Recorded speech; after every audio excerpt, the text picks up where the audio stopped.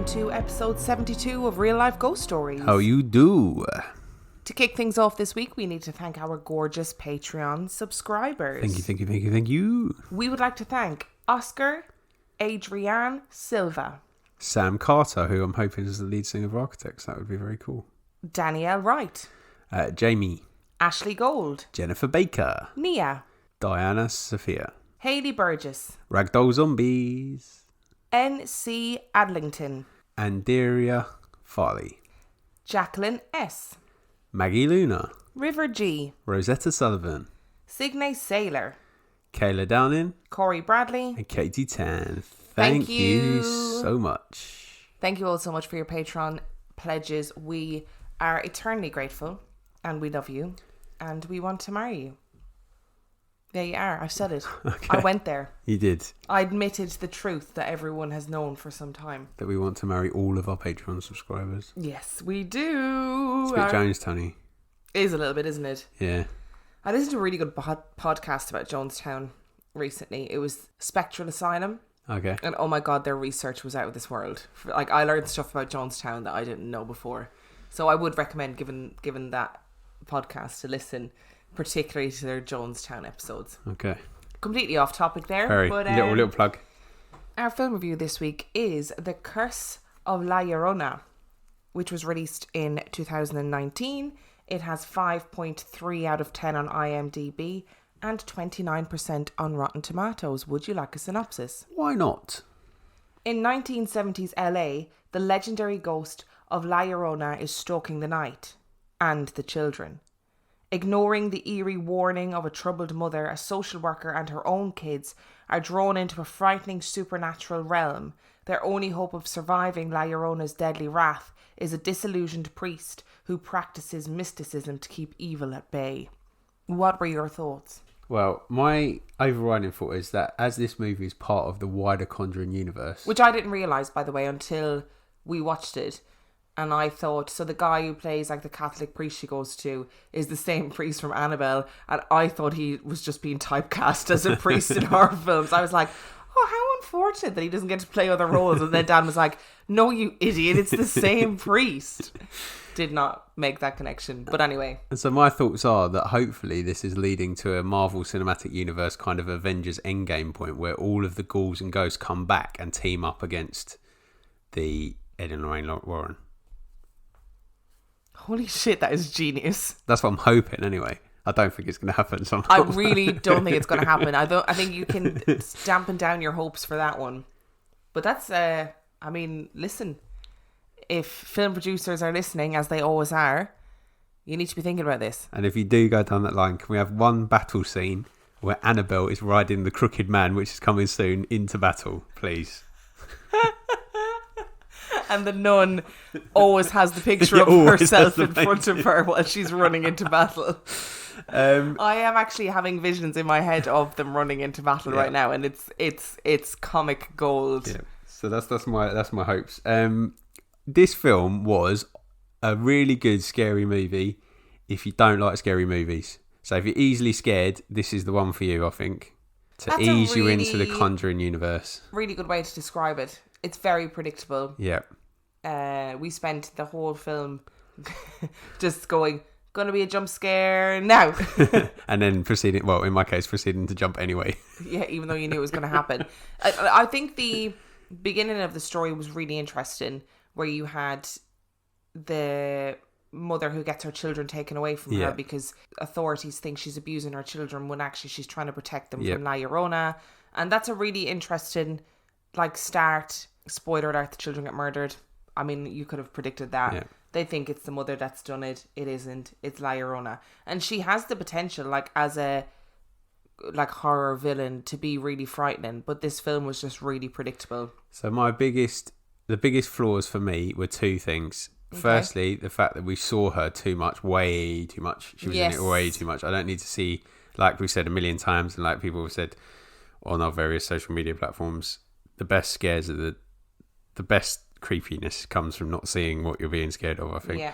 And then the other thing was there was a complete lack of exposition about her, really. It was just like, we saw a woman right at the beginning drowning some kids in the river, and that was it. The priest told the story of her, though. Yeah, but it wasn't like it was like an afterthought. Like they could have made her more scary by building up the legend. Do you know what I really liked about Unless this film? we're going to get an origin story, which we might do knowing how they work. No, I really hope they don't. I really liked, and I by no means, if I get anything wrong, I'm not trying to be offensive. Please just correct us nicely. I really liked the mysticism that the priest practiced, the disillusioned priest. Like, he did this cool thing with eggs to try and see if there was evil in the house.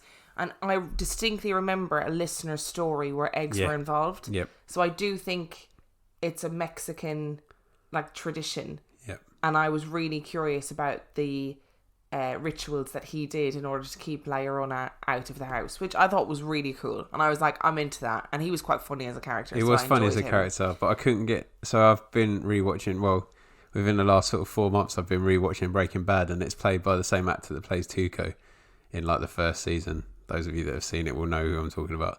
And he just wasn't quite as threatening as Tuco, and I was kind of expecting to be a bit more threatening. So you're disappointed that he wasn't violent and threatening and that killing he wasn't a coked up gangster, basically. Yeah, he wasn't a coked up gangster who just killed the family rather than let La Llorona get them. Yeah, basically. Easiest way to deal with this situation. Overall, right, it wasn't scary, but it sort of held my attention enough.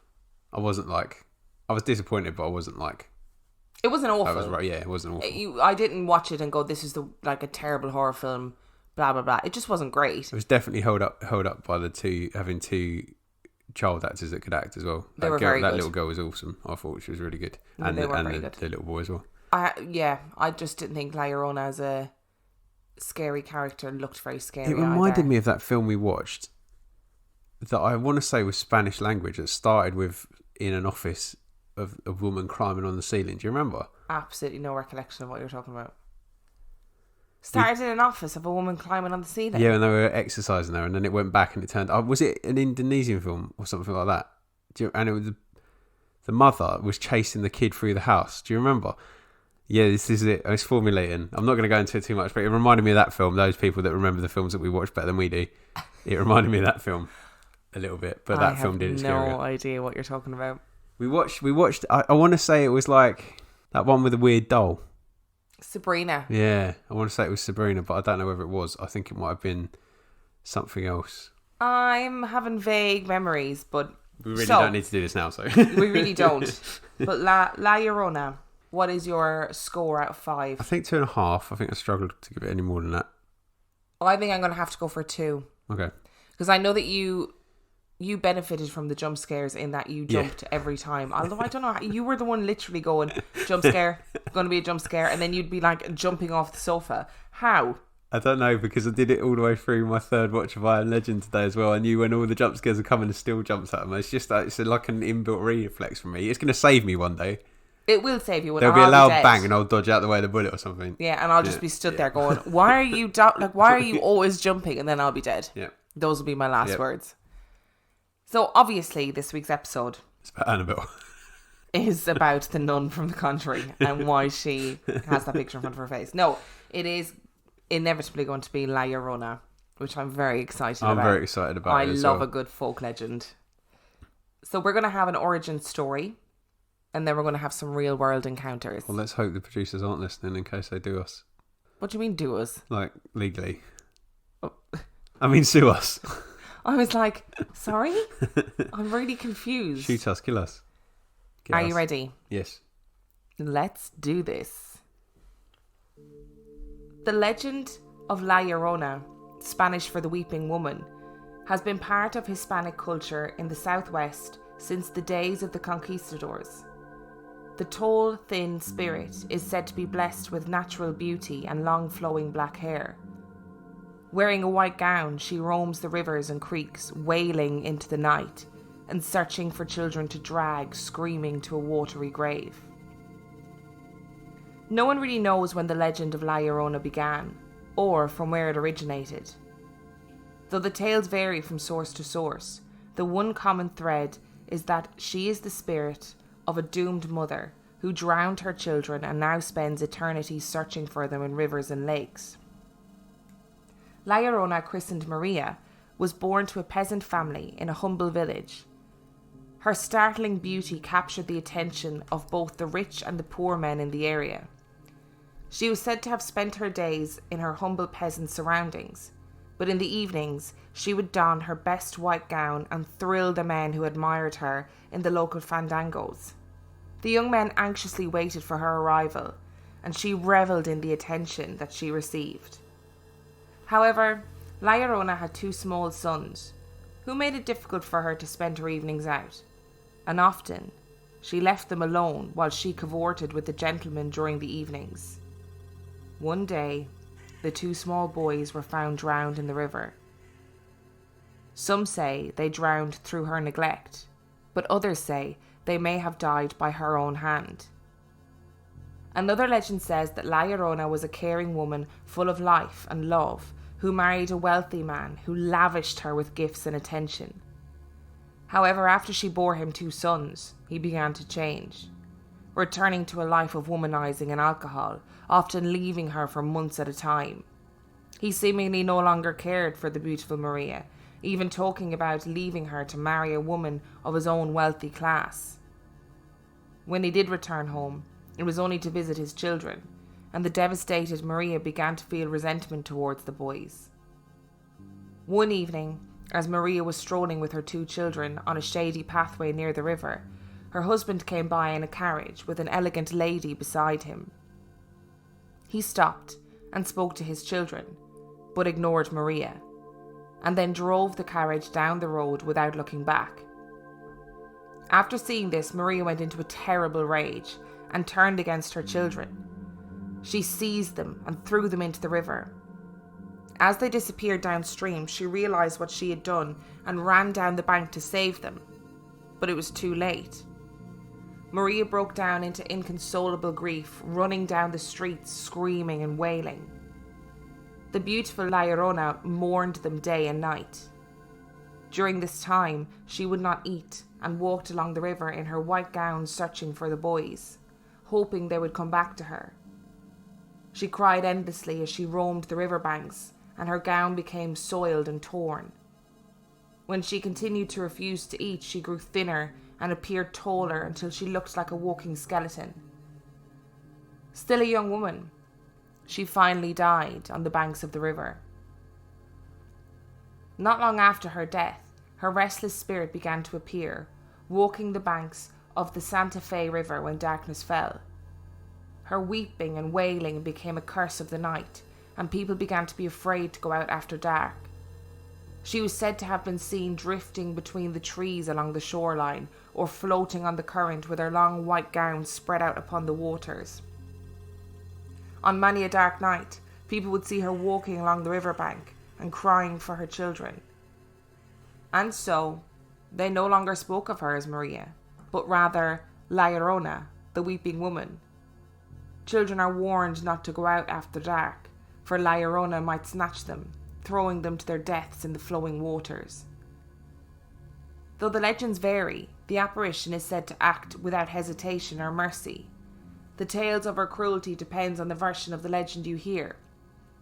Some say that she kills indiscriminately, taking men, women and children, whoever is foolish enough to get close enough to her. Others say she is very barbaric and kills only children, dragging them screaming to a watery grave. When Patricio Logan was a boy, he and his family saw her on a creek between Mora and Guadalupita, New Mexico. As the family was sitting outside talking, they saw a tall, thin woman walking along the creek. She then seemed to float over the water, started up the hill, and vanished. However, just moments later, she reappeared much closer to them, and then disappeared again. The family looked for footprints, and finding none, had no doubt that the woman they had seen was La Llorona. She has been seen along many rivers across the entire southwest, and the legend has become part of Hispanic culture everywhere. Part of the legend is that those who do not treat their families well will see her, and she will teach them a lesson. Another story involved a man by the name of Garcia, who was an outspoken boy who often argued with his mother and father. After a heated argument, Garcia, along with his brothers, decided to leave their ranch to head towards the Villa Real de Santa Fe. However, when they were along their way, they were visited by a tall woman wearing a black tapilo and a black net over her face. 2 of the boys were riding in the front of the wagon when the spirit appeared on the seat beside them.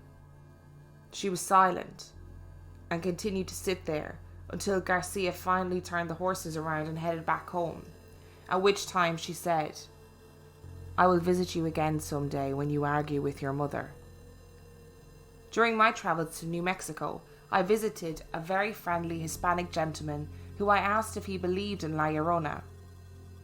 He wholeheartedly confessed that he did, and was very open about his cultural beliefs. However, when I asked him if he believed in ghosts, he stated that he did not. Interesting.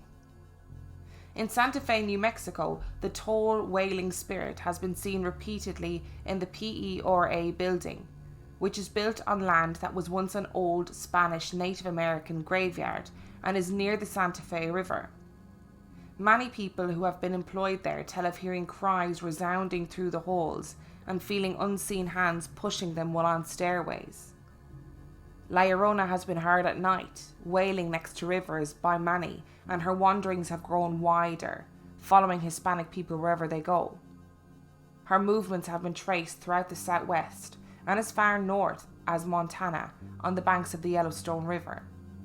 The Hispanic people believe that the weeping woman will always be with them, following the many rivers looking for her children, and for this reason, many fear the dark and pass the legend on from generation to generation.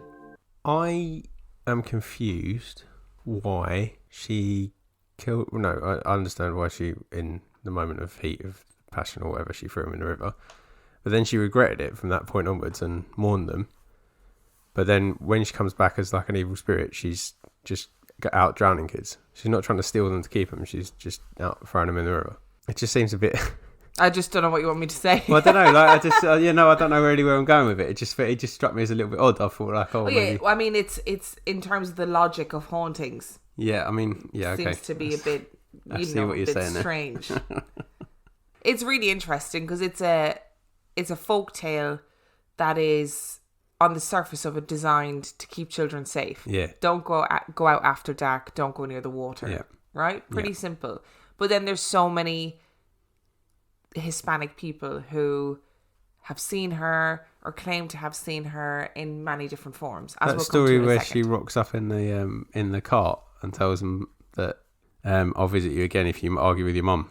I mean, that sounds like a story that's created for those kids by their mum, but actually it's just it's created by them. Yeah. Which is different. Which is bizarre. But also, I mean, that could be another case of like, this is what happened to the boys who argued with their mum. And this is why you don't argue with your mum. Yeah. Because she'll come and get you. But, I mean, her husband in that second origin story was a bit of an idiot. Oh, sounds like an and absolute dick. I can see why, in the heat of the moment, it seemed like a good idea to throw your kids in the river. I mean, I don't see why, but I can see how it happened. I can Maybe see how is it a happened better... is what I mean. Because obviously they're like the objects of his affection still, whereas he's just disregarded her. Completely. Like, imagine rocking up with another woman in a cart and stopping. And so I'm not even trying to hide it. Just having a chat with your kids. Just pretending she's not there. Yeah. If you did that to me, rocked up in a horse and cart with another another cat. woman, with another cat, with another woman, Baby would kill me. I'll tell you what. Would you ask me where I got horse and cart from? Yeah, I would be alarmed. I would be like, I will address the woman in a second, but first things first, why are you dressed like that? And where the fuck did you get a horse and cart from? And why are you ignoring me? Those would be my top questions. And then you throw Bim in the river. I would never throw Bim in the river. Never, never, never. But it's just an interesting, like, folk legend, and I love it. I love how the old guy was just like, yep, she's absolutely real. She's real, but ghosts aren't. She's not a ghost though, is she? She's like an ever-present spirit. She's like, because they talk about her like a demon in the film, and they refer to her as a demon all the time, but she's not really. She's just... Yeah, but I've come to the conclusion that demon is just like a buzzword in paranormal circles at the moment, because it just makes it a little bit more threatening, just so no one's a spook over there. Because I just feel like that's like I've watched a video with Chris Starr, who's like this. She's about to be in a program called Ghost Leap on UK TV. It's probably been out in America for ages. So I was watching some of her YouTube videos, and literally the first question they ask when they get to Disneyland is there a demon here? In Disneyland? In Disneyland. The happiest place on earth? Yeah, and then the spirit box goes, yeah, you. That's the last place I'd expect to find a demon. Well, according to Chris Starr, there's a demon there. Good Lord. It's probably Walt Disney, allegedly. Is that demon just riding Space Mountain over and over again? No, Pirates of the Caribbean, apparently. Sorry? Was that a joke? No, seriously. That's where they were sat outside Pirates of the Caribbean when they asked the question, because they had this whole thing where they were like, "Oh yeah, we've got exclusive access to Disneyland," and then they didn't get to go on anything because it was shut. Oh. Well, that sounds awful. But anyway, yeah, I don't think that's why I think it's just like, yeah, let's just throw around demons a little bit more. Not literally. I think it's quite a sad folktale. It's a really sad folktale, really, because it's distress either way, isn't it? And it's kids dying, which is never a good thing. No, never a good thing, and it's a woman in distress who makes a bad decision while she's in distress. But which is really sad. Interesting choice by the film to cast her in a wedding dress. In that white dress, yeah. Because all the stories just said she had black stuff on, didn't they? Or one of the stories says she had black stuff. But all of the stories, I think maybe one of the stories says she has a white dress, but all of the stories, other than that, say she has a black dress. So let's, on that note, let's get to some of the stories. You got stories of it? Yeah. Mm. The first one is called A Kansas Tale. Recently, while working as a copy editor for a newspaper, I came across a wire story about the Llorona. That brought back memories of what happened to me when I was a student at Kansas State University in the early 1980s. One evening, I went to a mobile home that I seemed to remember being near a creek or a river to visit a couple of my friends who were also attending K-State. As I walked in the door, I found them sitting on the sofa, looking somewhat freaked out. They explained that just moments earlier, one of the bar stools was spinning and hopping around. They were Mexican Americans, and they wondered whether the La Llorona had anything to do with the incident. They explained the legend to me as I had never heard about it before. They invited me to stay the night in a spare room, which I did. Later in the night, a woman appeared to me, laying next to me in bed, and asked if I would know where her children were. It seemed that while I may have been dreaming, I was half awake. Then I fully awoke and looked up towards the doorway just in time to see a dark figure looking at me and then quickly ducking back out of the doorway. Right then that left me too scared to go and check and see if it was one of my friends checking in on me, perhaps to see why I was talking in my sleep or something. I went back to sleep and waited until the morning to ask them if either one of them had looked into my room during the night. Neither one did. To this day, I do not know whether I really did experience a supernatural visit or if my dream and mind played tricks on me. Imagine waking up next to a woman. I mean... Full stop. No, I meant like a woman that then, and the first thing she says to you is, "Do you know where my kids are?" Oh, you'd punch her in the face though, wouldn't you? Oh, I think I just wet myself. Very different responses. Yeah.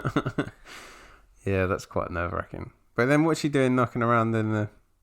Just spinning around a bar stool. Oh, it was by the water though, wasn't it? Yeah, but why is she spinning around a bar stool? What's the point in that? And also I wonder why the two students went to her. It seems like La Llorona is a bit of a catch-all. Yeah. Isn't she? For like any sort of supernatural experience. It's like, oh, La Llorona. Rather than being like, oh, that seems like poltergeist activity. Although this person did see a woman in her bed asking about her children, which is more... After they had heard the story. Ah, okay. You know? No, Do you want another one? Yeah, go for it. When I was in the 7th grade, I had a frightening dream. I saw myself standing on a dark road, with the only illumination coming from a dim streetlight.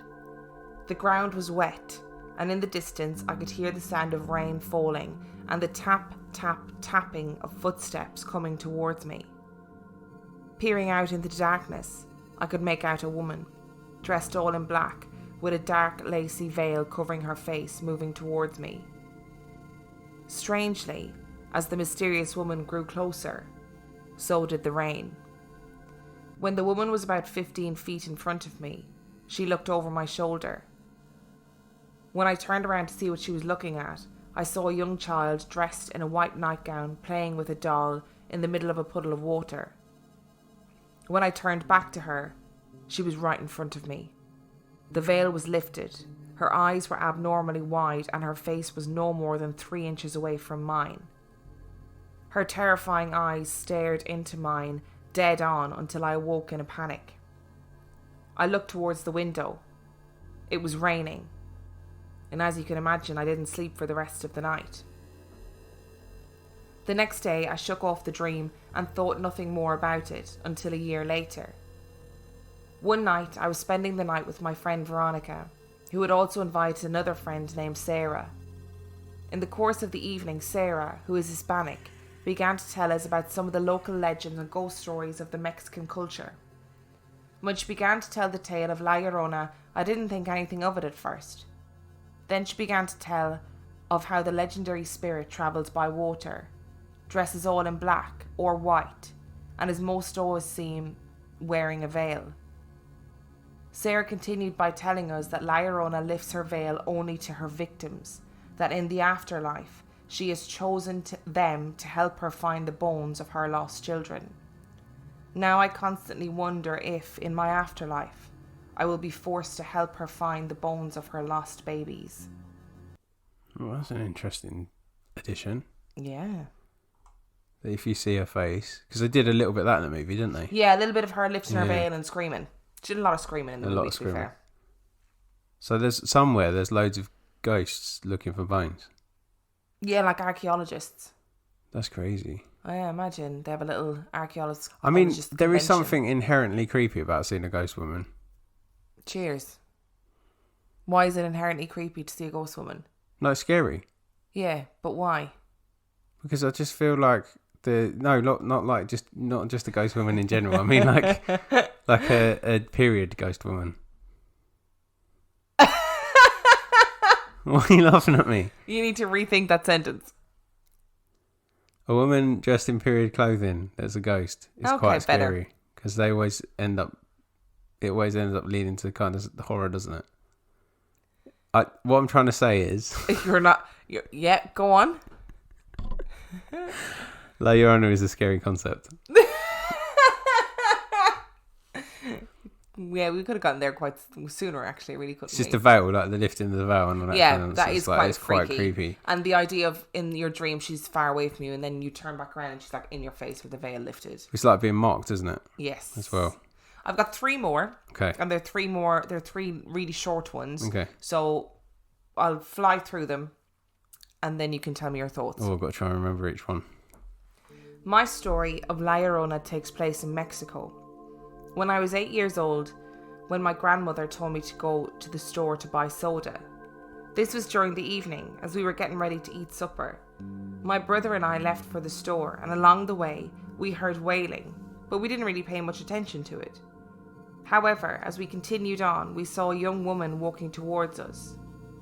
All of a sudden, my little brother started to cry, and the woman ran towards him, acting as though she was going to get him. When we saw that she was floating instead of walking, we began to run back to our house and told our grandmother and mother what had happened. We just locked the door and started to pray to God to help us and help make La Llorona go away. Second story. My mom lived in the same house in Santa Fe, New Mexico for almost 50 years. When she was about 12 or so, she and her cousin were sitting in her bedroom, which was later to be mine, at night in the middle of winter. It had been snowing. At one point they heard a noise outside the window. When they looked, there was a woman standing there, dressed all in white and crying. My mom and her cousin were obviously a little freaked out, and they ran out of the room to tell her mom. Her parents went outside to investigate, but found no footprints in the freshly fallen snow. They came back inside and told her what they had found, or rather what they didn't find. That scared my mom even more, and she was afraid to go back into her room. When I was about 11, I was sitting in my bedroom, in the same house my mom grew up in, by myself at night in the middle of winter, and it had been snowing. I heard a noise outside my window. I'm afraid of the dark, so I didn't check to see what it was. I just left the room and did something else for a while. When I told my mom about it, she told me this story. She said it was La Llorona outside the window both of those nights. And finally, I don't think anybody has ever heard of the city that I live in the suburbs of a small valley town called Lompoc, California. Well, the story of La Llorona that I know was that she was a prostitute, and every time she would have a child, she would take it to the creek and drown it. Before long, she was murdered by one of her customers and sentenced by God to wander the rivers and streets of the world looking for her children. La Llorona became so upset that she cried and cried, eventually drying her eyes out, leaving 2 black holes where her eyes once were, and her mouth grew incredibly large, resembling that of a horse. The legend continues that if she heard a child crying, she would come for them, thinking it was one of her own. When I was a child of 8, my family would warn us that La Llorona was outside waiting. During the day, we might cry when we heard this, but as the sun started to die, we were too scared to even walk alone through the house, thinking she might have heard us and was waiting in a dark corner. One night when I was about 8 years old, I was terribly angry at my mum, and she made me sleep in the room with her that night. I was so upset that I couldn't sleep, and La Llorona was the last thing on my mind. I tossed and turned, and I looked to the foot of the bed, and there stood a lady in a black dress with purple trim. She had 2 black holes where her eyes should have been, and an enormous grin on her face. She had long, straight black hair that looked like it was blowing in the wind. The weird part was that I wasn't scared. I just sat up in bed staring at her for a good 5 minutes. When she wouldn't go away, I finally got tired and fell asleep. It wasn't until the next morning that I got scared, and strange things happened to me in that house ever since. What are your thoughts? Wow. I don't like that last origin story much. Did you find being a prostitute? Yeah, did you find that story come up again anywhere else when you were researching? No. I think it's going to be different towns and villages are going to have different origin stories, aren't they? Yes. And I think it's easier to be frightened of La Llorona if you think she was a bad person in life. Yeah. Like if you think, by no means am I saying sex workers are bad people. I just no, but I mean killing multiple children. Yeah, but if you think, oh, this woman and she killed all these children throughout her life, and then when she died, God sentenced her to wander forever. I mean, that's much more of a moral tale than this woman was, abused by her husband, and in a fit of rage killed their children. That's, not remotely as frightening, I think. I feel like they could have done more with the story for the movie. They could have made her a bit more of a threat to like random kids, like lost kids. Like if she hears kids crying and that's how she responds to them, you could have done something with. Yeah. Yeah. But the interesting thing about these stories is that they're all long remembered stories. They're stories from long ago, and they happen when people are in a sleeping or awake, semi-asleep, semi-awake state. Except for them kids that went to the shop and got chased by her. Oh, except for the kids that went to the shop and she floated after them. I forgot about them. Yeah.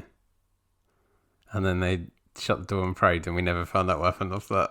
Well, they're obviously fine because one of them submitted that story. Yeah, that's one true. of them survived. They haven't come from our readers, have they, those ones? No. Well, yeah. Okay.